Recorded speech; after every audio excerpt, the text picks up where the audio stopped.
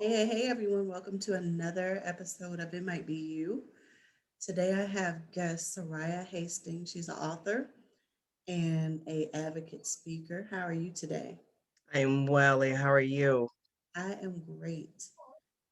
I'm excited that you're here and then I get to hear your story. Good. Just because the little bit that I have seen, I know it's going to be impactful. Mm. So with that, you want to share a little bit about you? Yes, well, good evening, good morning, wherever you lovely people are at.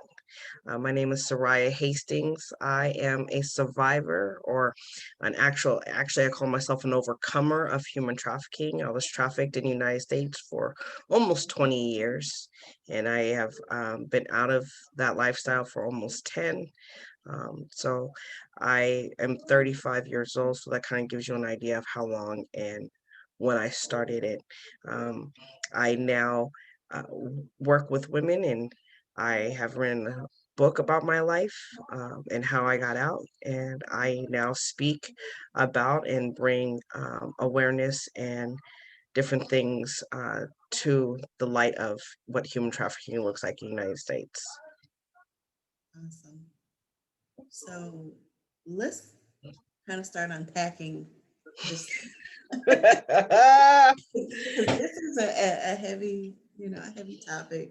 So did you have a it might be me moment or was it just a combination of your whole experience?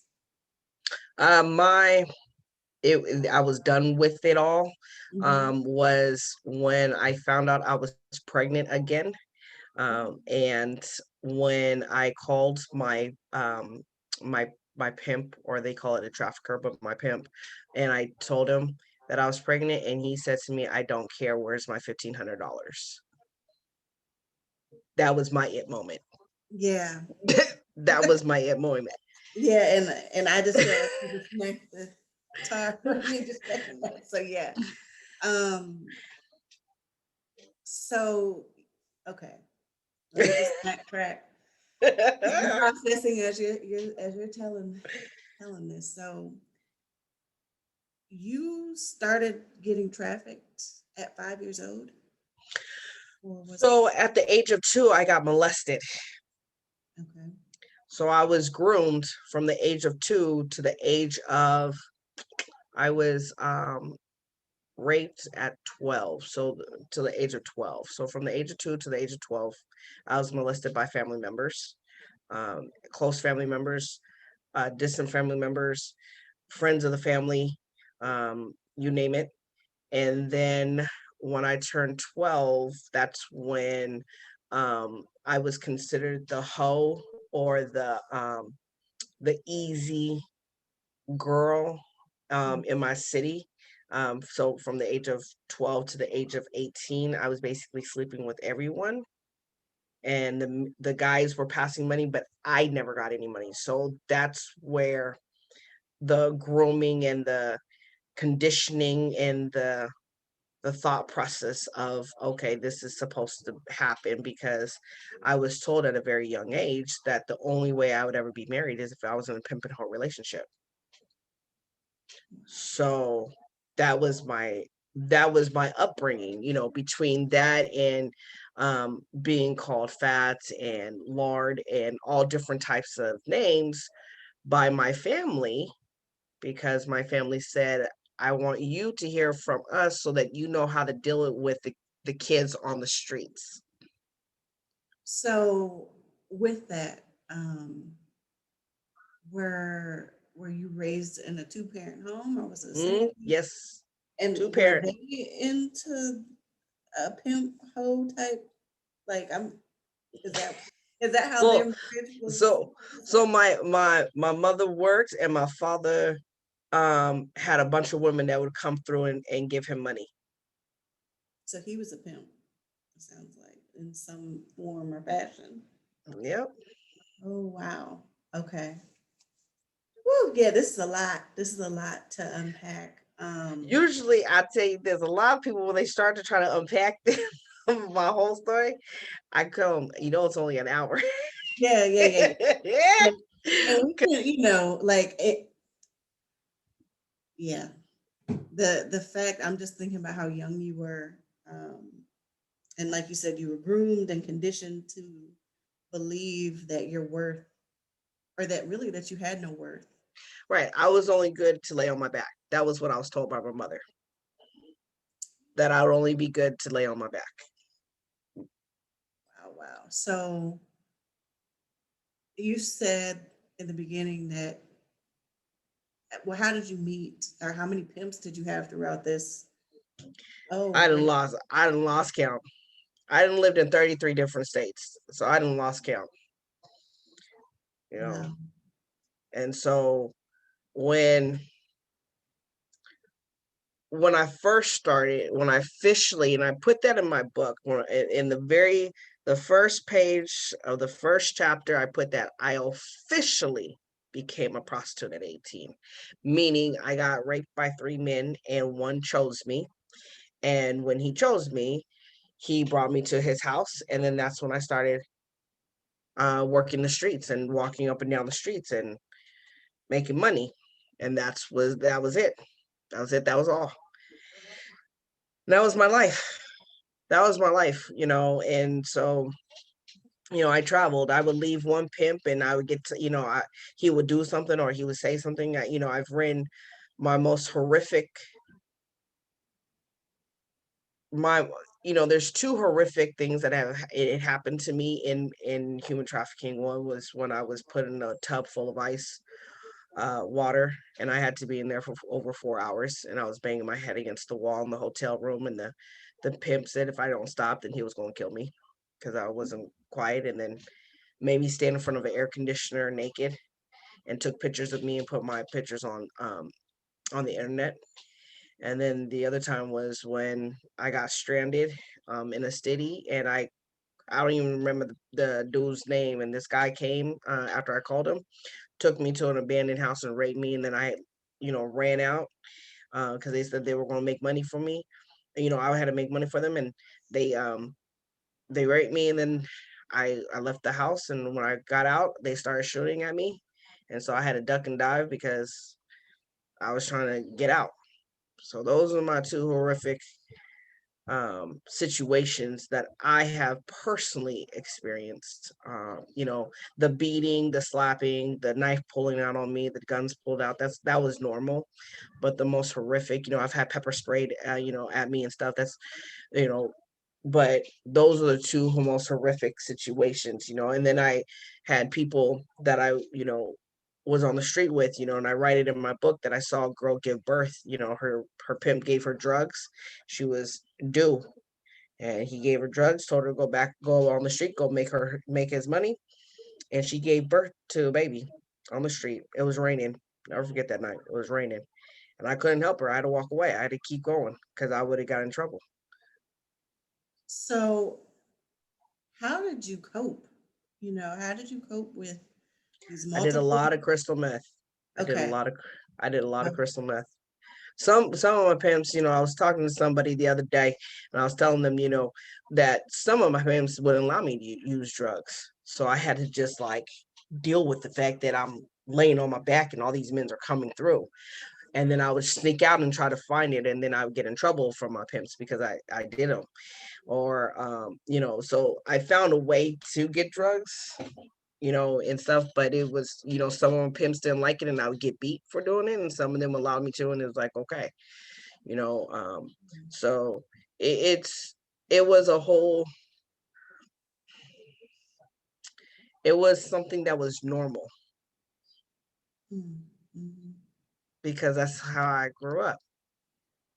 So it was, you know, I felt like no one who would want me because I have family members, close family members. My mother telling me only good to lay on my back. I got my father telling me the only way I'm going to get married would be in a pimp and hoe relationship.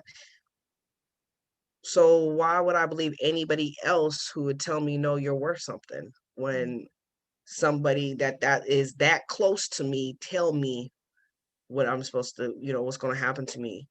And so, you know, um, for for a lot of reasons, and I tell a lot of people that The reason why women get involved in human trafficking is because that as a child, they've either been abandoned, they've been abused emotionally, mentally, physically, or they have been through a situation that um, they can't cope with. They have been traumatized because they've seen something. When you hear people call you different names all the time, you then think that that's what you are. There's a scripture in the Bible that says that your tongue holds life and death. What you say about somebody determines on how they are going to be affected for the rest of their life. And people don't understand that. That's why I tell people, a gun, men, who cares? I go the other night, I went to go get girls off the street, just pick them up off the street. Just come on, you want to leave? Let's go. Like, just walk up to them and just let's go. Because what are guns? What are knives? What you cut me, whatever, that's physical. That's something that's on my skin. But when you say words to somebody, Yeah. that holds more weight in Mhm. someone's life than anything. And then that's when they think that that's what they are. Mhm. Yeah. And I'm glad you touched on that because from the age of 0 to 7 is the imprinting stage. And for you to have had to endure the amount of trauma that you had to take from 2 to 12, your identity was shifted in that. Right. Whatever they were saying to you, that was your beliefs and values were ingrained at that young age. And I can attest to that because I was molested from I can't even remember what age it started, but I know it stopped um, around 7 or 8. I think I can't even remember. Um, I I know that I blocked out a lot of my childhood, Mm-hmm. and so big chunks of time for me are gone. And I'm like, I think it stopped. It could have stopped at 10. I don't even remember. Um, and I know that that's just my mind protecting me.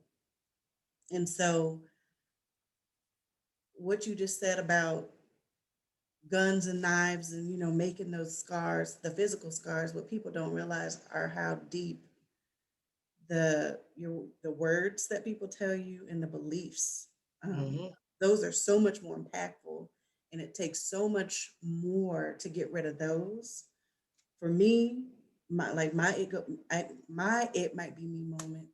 I didn't even realize that some of the patterns that I kept playing over and over were because of what happened to me as a kid. Mm-hmm. Mm-hmm. Um, and so with that, how did you start healing from that? Or, I know that this is it's a journey because you'll never truly be completely and utterly healed. I mean, that's still part of who you are, but Well, actually, I gotta tell you that's not entirely true, because that's not who I am. You know, you you have to come to the end of yourself, mhm, and that's what I deal with. I deal with women who want to come to the end of themselves, like they done with everything they done. And for me, I was done, ripping around the country, moving. And I used to tell people I'm the most richest homeless person ever, because the only difference between me and a homeless person is I was staying in hotel rooms, while I had people staying in houses. I was paying for my pimps to live in houses with their, come to find out, their wives and children. I'm paying for, while I'm staying in a hotel trying to survive in a hotel room. And that's why I tell people that's what the difference between people when they say that they're a survivor and the overcomer. There's a difference, because you survived that lifestyle. You To get to where you are, that means you've survived that.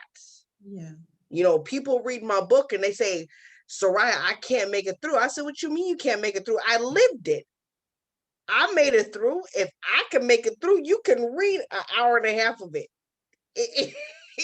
You know, it's not a something that you're dealing with that, you know, and it's a year and a half snippet of my life where I lived it all my life, you Right. know. And so when when I came to to the end of myself and I said, all right, I met a woman, you know, I came out to New England and I met a woman and I told her, you know, I wanted to abort my child because I was pregnant and I didn't want nothing. I was done. I didn't want nothing.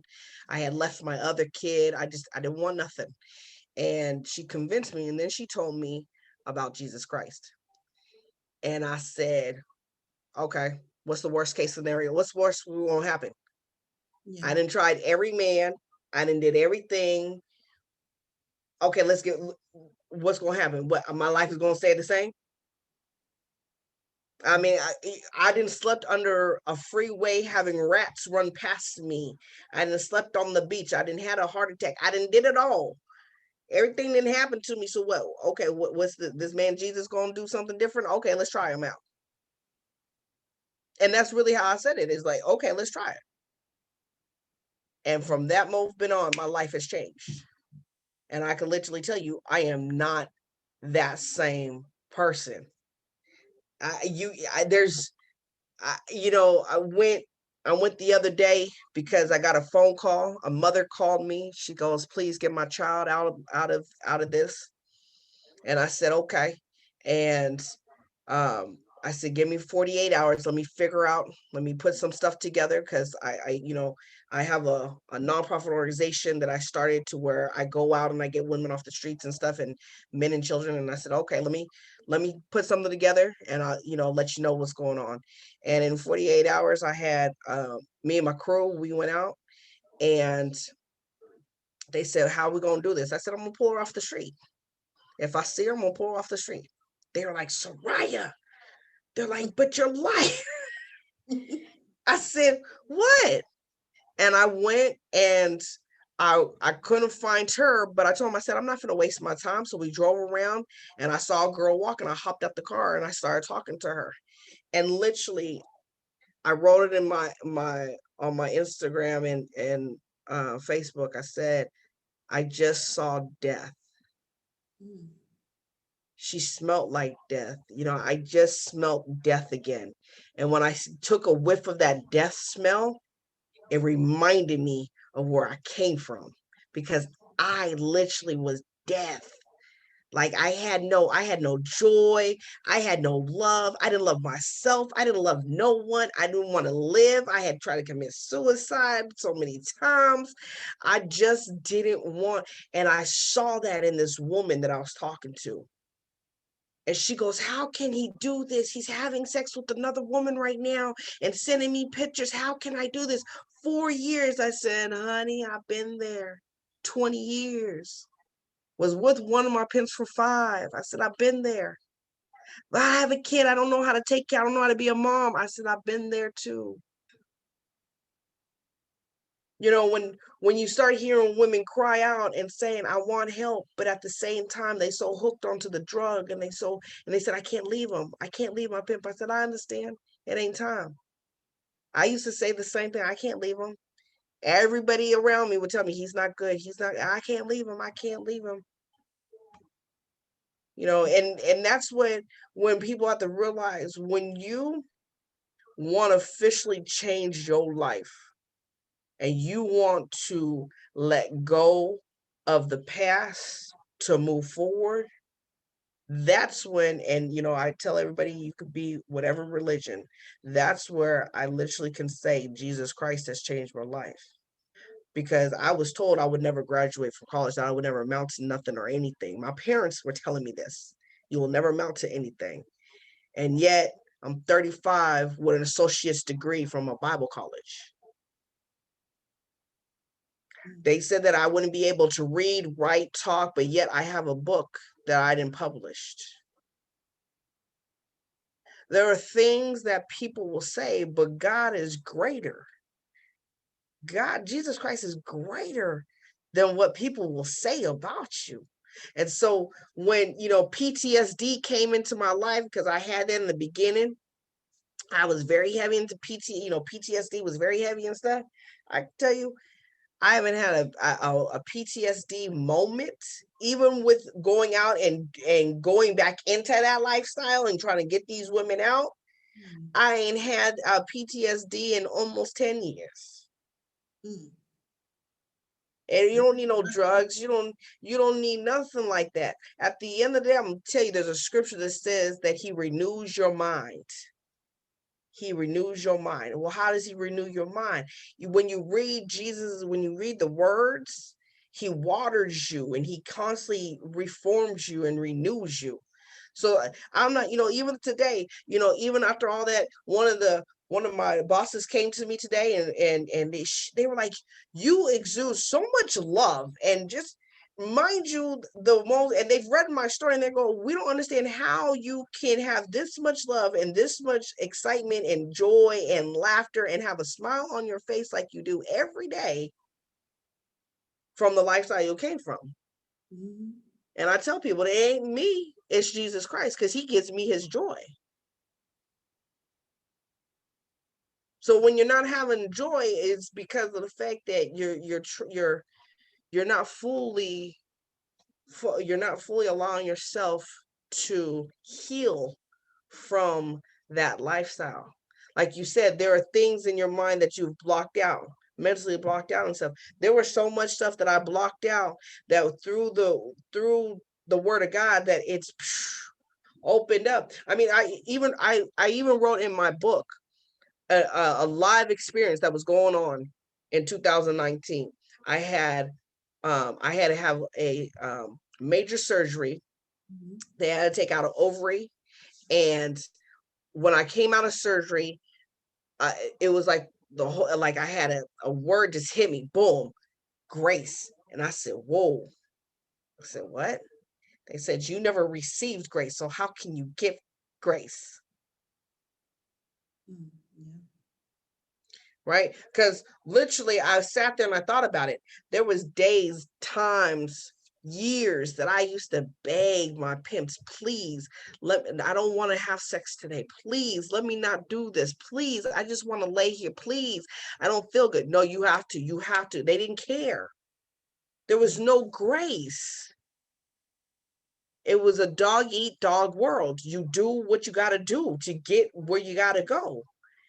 And so when I sat there and all this, years, a few years had been going on and I was working this program and stuff and I was, helping out and the director of the program kept on telling me, Soraya, grace, grace. And I was like, I'm giving grace. And it hit me, boom, you can't give grace because you've never received grace. So you don't know what grace looks like.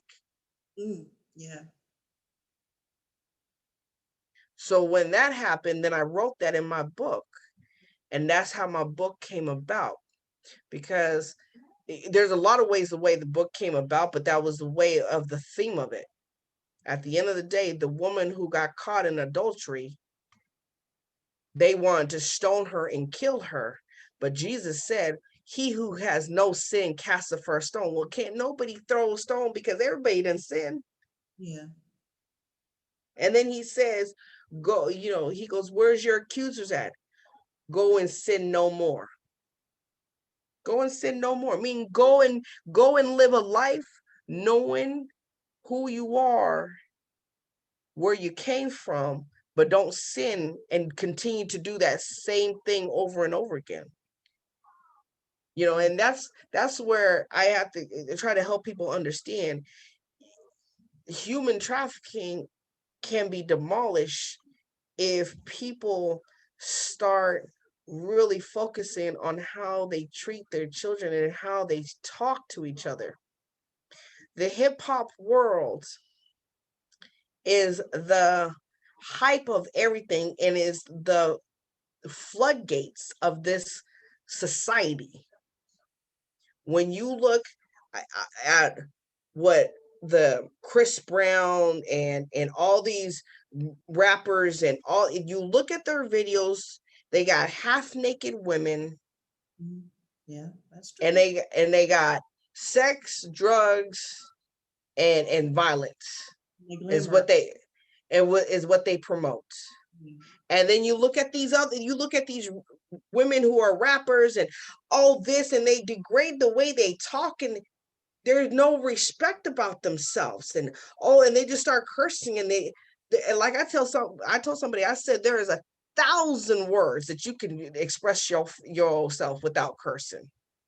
You don't have to you don't have to do that, because it don't make you look like you educated. It make like there's something about those that like really like you, that's all you could come out with. And so you do all that, and then this world is the way it is because they want the fast money, the fast cars, and the girls. Yeah. So Well, we live then in you a microwave society. So right. yeah. And then you sit there, and then people get mad at me because I say at the end of the day, a strip club is where you have human trafficking, men or women. And I've had people argue, no, that's not true. Oh, really? But yet I have organizations that I'm connected with that go into strip clubs to get these women out because they're being human trafficked. Mm. Because they say, oh, no, it's a job, and they want to do it and they want to dance. Not a lot of women want to take their clothes off or be half naked in front of people. Yeah. And see, I never would have thought about that being kind of like a bedrock for human trafficking. I would have just kind of assumed that, oh, well, they must want to do it. But when you say it like that, no, not at all. No, right. And then people don't realize that some of those women, they get their money, and the minute they hit their hand, they got to give it to their pimp. Mm. But you would never see the pimp. You never see them. Mm-mm. You see the woman, or when people watch porn, because in 2020, since everybody got to be locked down, now you got to deal with there's a high spike that went with the pornography. Well, you're promoting human trafficking because most of those women are being human trafficked. That's not oh yeah, who wants to lay on their back and have sex with all different types of men? Right. I mean, really, I remember I went to a doctor's because one of my pimps said I needed to go and get checked to make sure that everything was straight. And the woman asked me, how many men, you've been, sexually active with this past few weeks. And I looked at her, I said, in the last 3 weeks. And I told her, I said, no lie, almost 3,000 men, and What? 90% of them were without condoms. Oh my gosh. Yeah. Because I'm walking up and down. People don't not realize, literally, when you walk up a street, I was getting 5, 6, 7 dates on one side of the street. That's 20 minutes. 20 minutes, 7 dates. Come walk back up another street, and I'm on the street for 10 hours. Do the math, and do it for 7 days a week. It was every single day thing. This ain't no like, okay, work a 9 to 5, 5 days a week, and you got 2 days off. No, every single day. And you got to make quotas, and you got to do this, and you got to do that. And this is how you could, this is where you could be. This is how you're going to dress. This is how you're going to walk. This is what you're going to eat. This is what you're going to do. So, okay, so I have a question then. How how were their checks and balances? Was the pimps out there riding or Yep. riding? Oh my Yep. goodness. They ride around, they drive around. I used to get in trouble because I can't make eye contact with pimps and stuff, but I'm trying to pay attention to the cars, but I can't look at the certain cars and stuff, not realizing what car it is and stuff like that. But their pimps are riding around because they all circulating to make sure that the girls are doing what they're supposed to be doing. And then women have to look down. So here, like I tell everybody's so gun-ho about domestic violence, women. But when it comes to human trafficking, they want to be quiet. If you take away the money, if you take that main thing out, you have the same situation. Well, it is the same situation because the woman's not getting the money. She's Right. not getting getting the money. She's getting abused by Right, multiple people. So right. I look at But that. no, but nobody look at it like that. Don't nobody look at human trafficking is similar and almost in line with domestic violence. When you see a woman walk down with her eyes down and she don't look up at nobody, she makes very short conversation. Usually they're like, oh, she must be, in a domestic situation. Well, guess what? When you're in human trafficking, I remember I had to go to the hotel room and I had to look down. Women were, and then they told me, okay, you got to go to the bathroom. You got to look down, go in the bathroom, go stand there. Can't say, wait till he come get me. I can't look at none of the women. They're not a part of my family because there's families and stuff, and he's the daddy, and I got family, and I got wifeys, and who's what and where, and all that kind of crazy stuff. Nowadays, the pimps didn't switched up their whole game. Because everywhere, I'm going and stuff and getting these women, they're telling me, oh no, I don't have a pimp, I have a boyfriend. Mm. Which was so funny because I didn't catch on to it until I realized right before I ended, and left out of that life. I call it the game. That's why I say no more games. That's why my book's called No More Games. I left the game because it's a manipulating game that they play. And I remember at the very end, I remember one of my pimps said, I was like, you a pimp, you pimping me out. He goes, I'm not your pimp, I'm your boyfriend. But still did the same things that a pimp would do. Take the money, tell me when to go, that and all the things. But they just changed it. I'm your boyfriend. Just change the label. Change Yep. the mm. Yep. So I wanna kind of backtrack because this has just been on my mind. Um, what caused your pimp to put you in a ice bath for that long? What was that a punishment or Yeah, that was a punishment. And I explained that in my book. So what happened is I was speaking to my pimp on the phone and I had got pepper sprayed and I couldn't see. And I made it to a McDonald's and I was crying. I was begging them. I said, please, can somebody just give me something so I could put on my eyes? I just got pepper sprayed and stuff. And so they gave me milk. I threw it on my eyes and stuff like that. And I was begging my pimp on the phone to please send somebody to help me. He never did. And I still had to go and make money that night. So the next night he called and I was on the streets. Pimps were riding around in their cars and things like that. And I was yelling him out on the phone. And I was like, how dare you? You left me and da da da and this, that, and third. So he wasn't around. So he had his cousin to watch me for the night or whatever. And so I'm in the hotel room and his cousin tells me go in the bathroom. And I was like, what?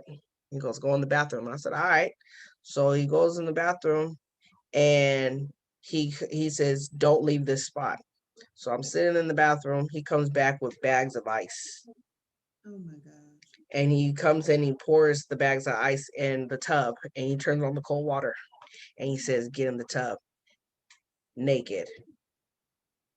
Had a gun. I get in the tub naked. I sat there. My mind, I mentally made myself think that I was not sitting in an ice tub. Mhm. And I said, okay. And I lasted for about a good 2, 3 hours. The last hour, I just started banging because I couldn't bear the cold anymore. My body had just got cold. So then finally, he told me to get out, and then he put me in front of an air conditioner for about like another hour or so. Took pictures of me, and then my pimp called and told me um, he says to me, he goes, lay down. He goes, warm up so you can go out there and make money. Wow. That's just like, didn't they understand you could have died of hypothermia? I mean, there's so many things that could have went wrong with that. And so, yeah. And another thing you touched on was having family. Like, did you ever have a pimp that was a woman? Did I ever have a pimp that was winning? So did I have a madam? No, a madam tried to. A woman tried to be my pimp. No. However, I have pimped out women. I have been a madam before. I've been on both sides. Being in that lifestyle for 20 years, you almost 20 years, you go on both sides and flip flop, recruit women for my pimp or whatever. Been a bottom, been a wifey, been a madam, been a renegade, all that stuff. I've been it all. You know, my when I was recruiting the women, they would get mad. The pimps would get mad at me because I would tell the girls, yo, you don't have to work tonight. I used to tell Mm. them that, yo, you don't have to work tonight. Go to sleep, sleep. You don't have to work tonight. Oh, they would get so mad. And I would tell them, I said, why are we working? I said, the hotel room paid for the next 4 days. Yeah. Let's get a day off. Like, why are we working? And they would get mad. I would get in trouble, but they, because some places that have madams are the high rank, and Mhm. that's it, it stops there. But some who are madams, quote unquote, they still have a pimp above them. It all depends on where you're at and what you're doing, and if you're like on calls, escort services, call services, however you want to call it, or if you're on, different sites and stuff and everything, where you're at in the United States. A lot of people think that there's so many hot spots, there's so many major hot spots. You got Florida, New York, um, DC, Chicago, Detroit, Vegas, California. They're all considered hotspots, but people don't realize, like, I live in New England and I run all through all 6 states trying to get women off the streets. And they say, oh, New England, they're oh, that doesn't happen in New England. Oh, Mm. no, what happens is they recruit the women from New England and then they take them down to Florida, Philly. So how does this grooming and recruitment happen? Are you talking about women that are grown or teenage girls that, It could be both. wow, okay.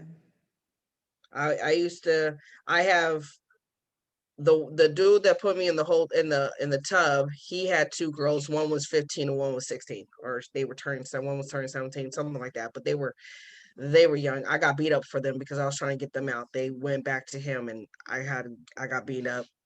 Um, the oldest I've prostituted with was 45 years old. Mm. So this is it all depends. And then you got to understand that the grooming comes when, like, one of my pimps used to say, oh, I love you, you beautiful.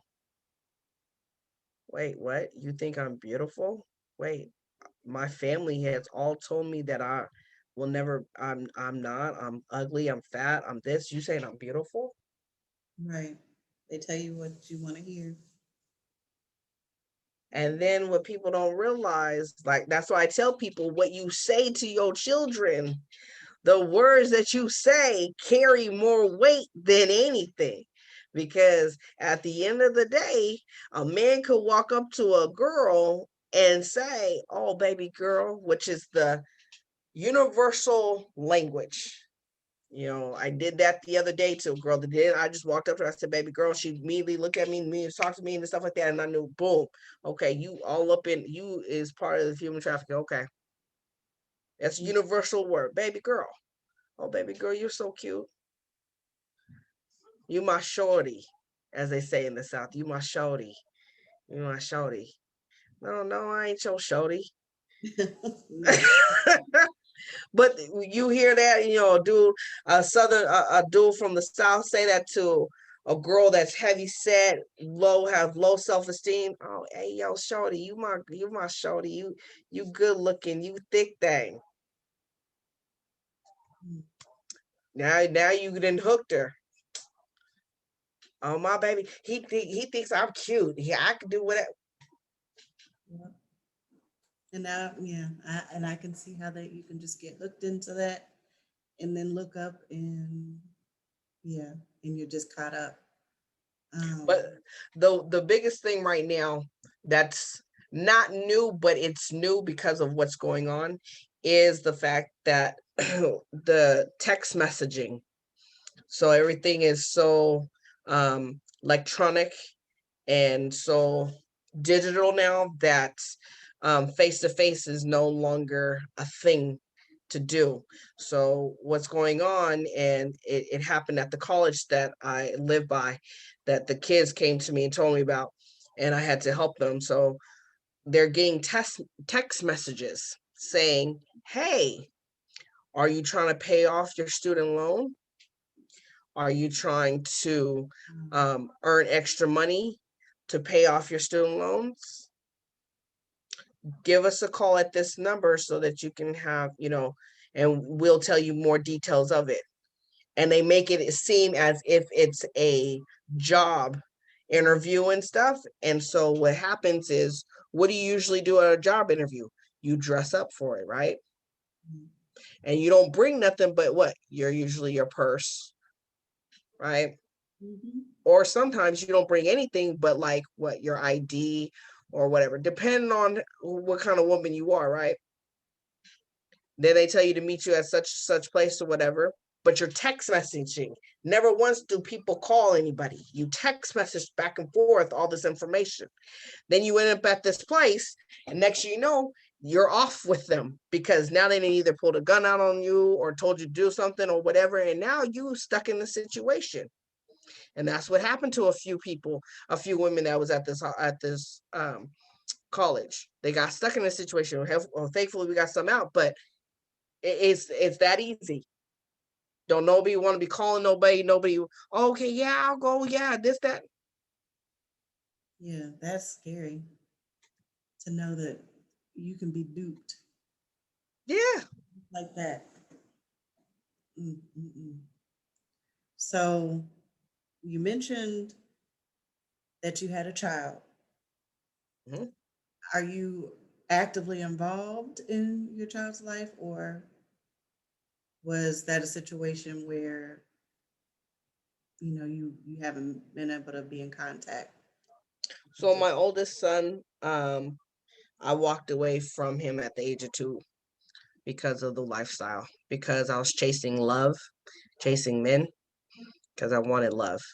Mm, So I walked away from him, and what I did was, um, I told my family, and my family and I made an agreement that when he becomes an adult, then I would reach out, because I was, in the beginning I was calling, but it was a sporadic calls, and then I would say I would see him and I didn't see him, and so all this stuff, and so just to cross the board, wait until he got an adult and stuff, so because it was messing with him in school and things like that. And so I respected my family and I told him, all right.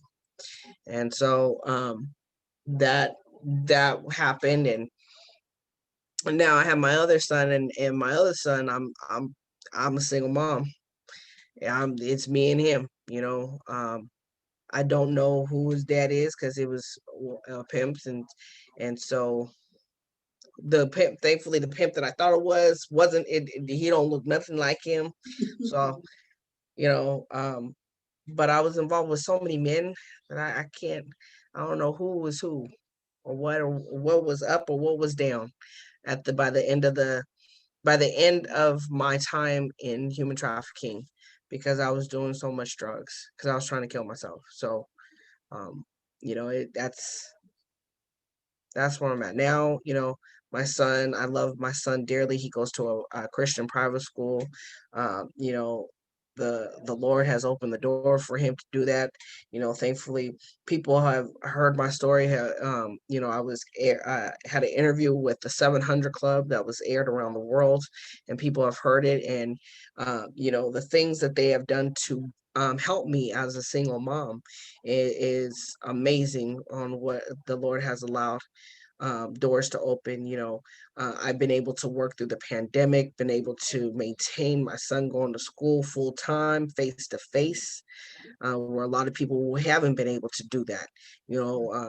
I've been able to move out, move into my own place in this time of the COVID, and we're talking about we're a year and a half in, and I've been had a job through this whole thing. The things that the Lord has provided for my child and I is amazing, and through all this, and still um know that there's still women out there, that I don't forget where I come from. I tell the women that I talk to and I minister to, when they get out and stuff, I tell them never forget where you came from.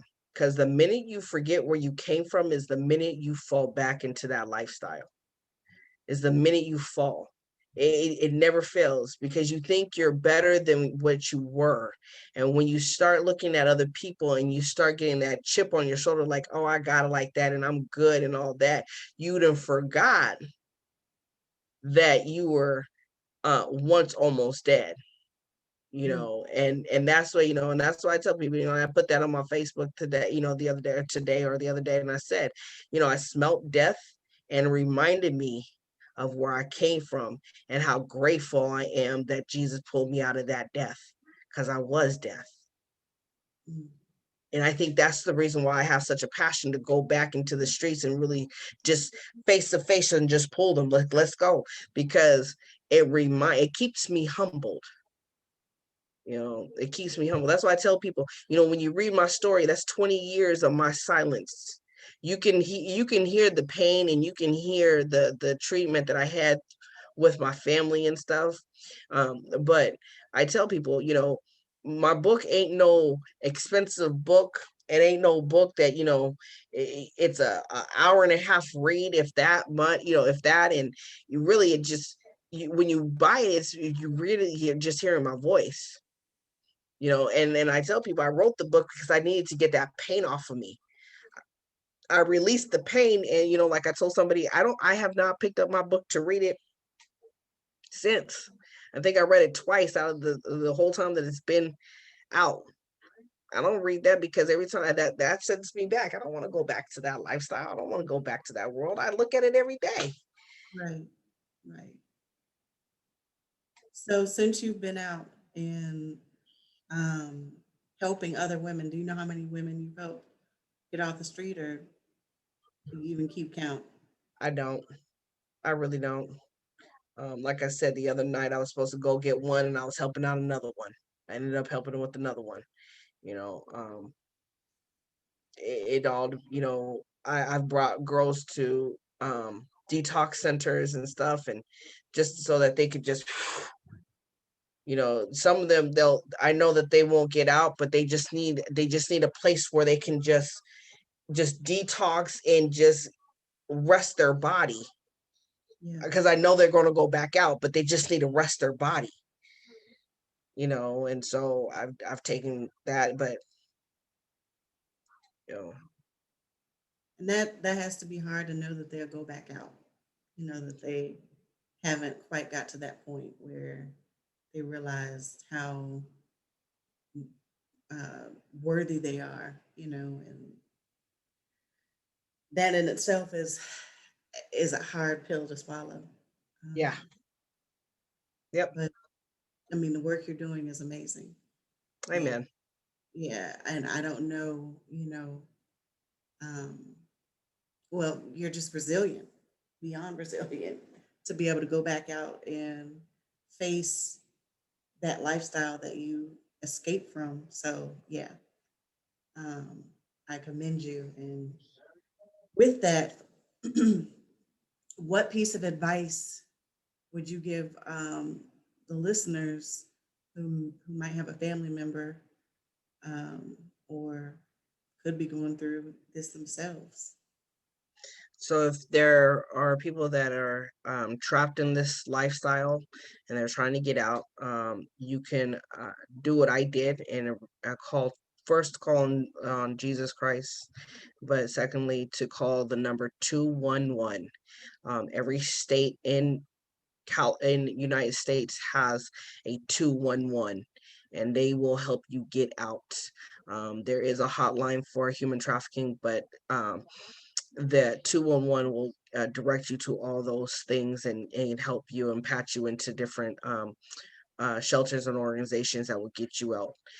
If you have someone, a loved one who you're trying to get out but don't know how, reach out to me and I will, no matter what state you're in, I have numerous organizations around the United States that will help in fighting, trying to get your loved one out.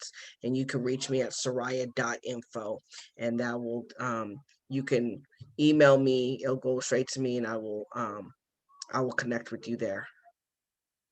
Awesome.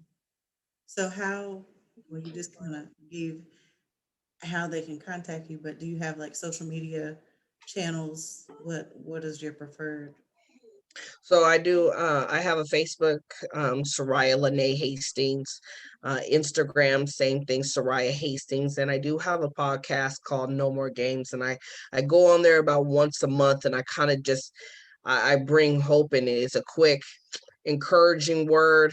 Um, 5 to 15, not no more than 15 minutes, just a quick encouraging word like once a month, and just, keeping people's hope alive and fighting whatever we're going through. Awesome. So I still have a lot to process. um, because yeah, your story is just, whew, girl, you don't look like what you've been through. Not at all. Um, That's the grace of God right there. yes, wow.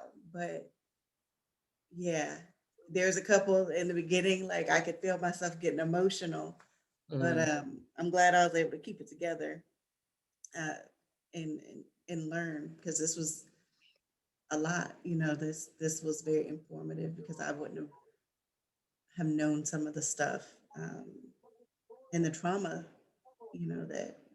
that these women are going through currently. So Yes. um, I want to thank you for coming on and sharing your story. Amen. Thank you Um, for having me. yes, it was a blessing to have you on, and yeah, I wish you well in the rest of your endeavors, and going out and helping these ladies break free. Yes. Thank you for coming and sharing.